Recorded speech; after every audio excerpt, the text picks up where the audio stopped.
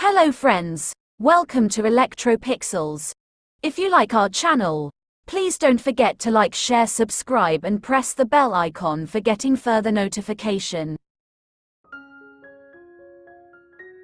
Hello friends, once again welcome back to Electropixels. Today in this video we are going to repair a 43-inch Impex LED TV.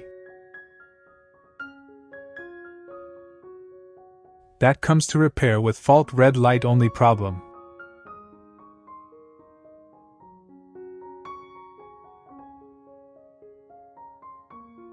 The TV is not releasing from the standby mode. While checking we found that the default motherboard is damaged due to lightning.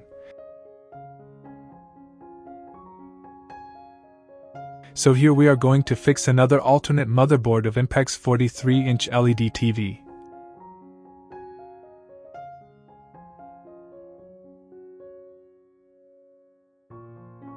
So let's install this alternate motherboard. So that's it, this is just a sample video, full video is coming soon on our channel. Please don't forget to like, share, subscribe and press the bell icon for getting further notification. Thank you for watching, have a nice day.